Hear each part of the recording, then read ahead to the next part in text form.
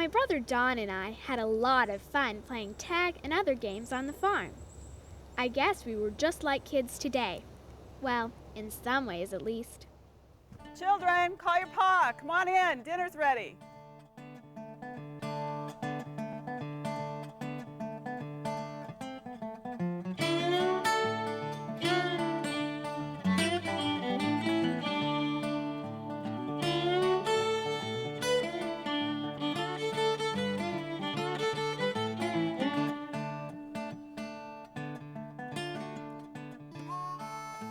The farm I grew up on with my 9 brothers and sisters is a lot like other farms. It has a barn where hay was stored and some of the animals were kept, a chicken house where the chickens laid their eggs, a hog barn where the pigs lived, a granary where the wheat, corn, barley, and other grains were stored, and a smokehouse where the meat was dried. Papa, his name was John Stauffer, built our house and the other buildings on the farm. It would have taken a long time for the sawmill to make lumber for the house, so he decided to build our home out of hand-cut logs. It wasn't easy, but he had lots of help.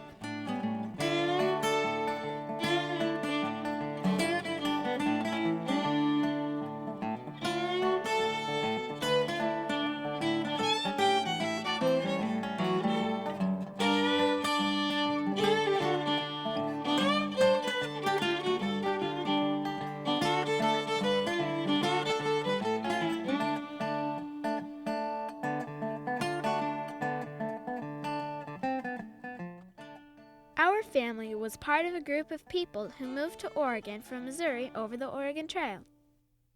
We all settled in Aurora in 1856 and called ourselves the Aurora Colony.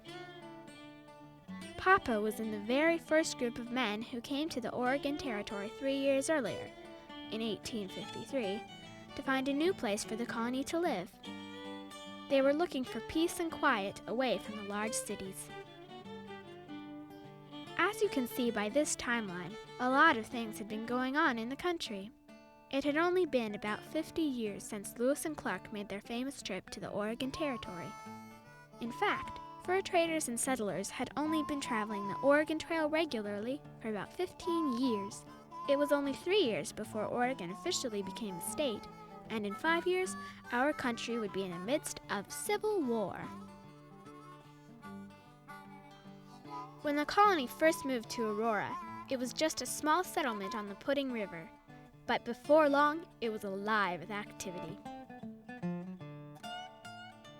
The colony had a strong leader by the name of Dr. Keil. Dr. Keil was an inspirational man who believed in the idea of brotherhood and cooperation. His ideas and Christian beliefs led to the Communal Code, from every man according to his capacity to every man according to his needs. This was the foundation on which the colony was formed. It meant that everyone, the children included, worked together to make sure we had the things we needed. We had a lot of things that kept us together: our religion, our German heritage, and farming. Music was very important to us also.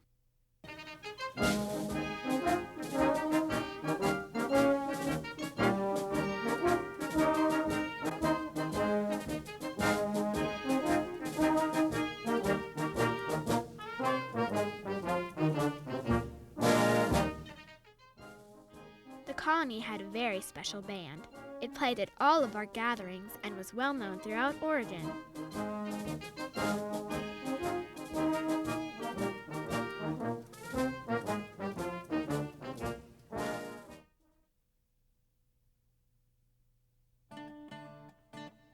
Our farm played an important part in the colony, as did all the farms run by people in the community.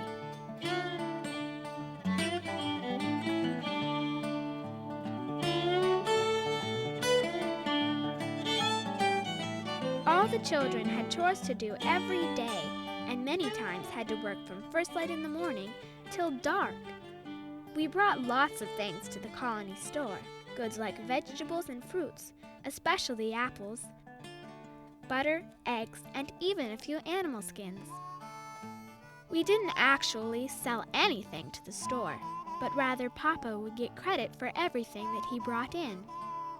Then we would use that credit, instead of money, to get the things we wanted.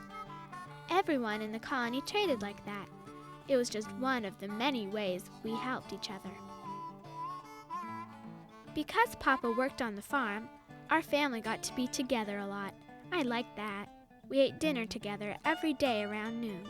It was our main meal of the day, and we all looked forward to it. Mama was a great cook. My brothers and sisters and I were the designated samplers on the farm. Whenever Mama would bake or cook, we were always the first to taste it and tell her what we thought. Life on the farm wasn't easy.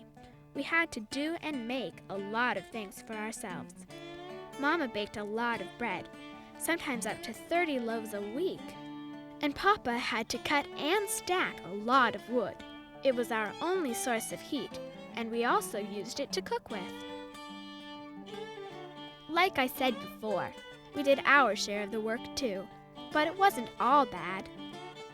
One of my chores, which most of the time I didn't think of as a chore at all, was tending to the animals.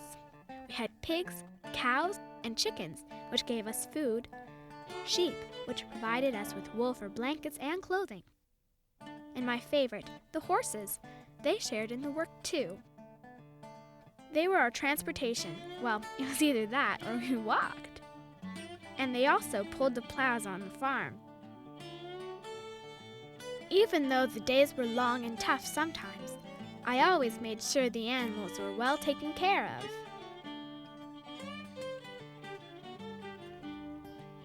Dr. Keil died in 1877.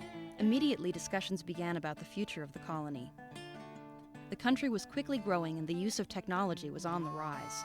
In fact, the following year, the first telephone service in Oregon began. Finally, in 1883, all the property in the colony was distributed to the members. Papa passed away in 1886. Later that same year, the Statue of Liberty was dedicated in New York. And in 1887, the first of many bridges was built across the Willamette River.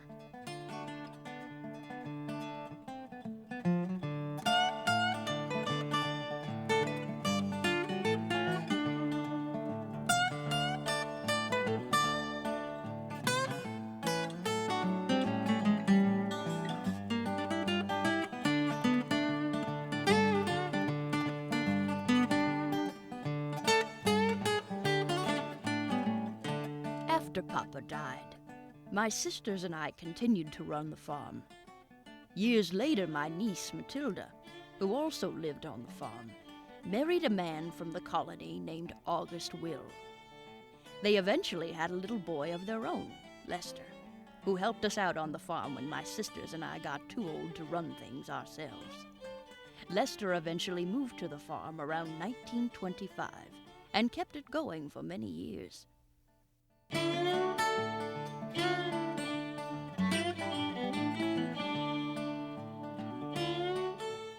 Today, the farm is still here, a reminder of the past.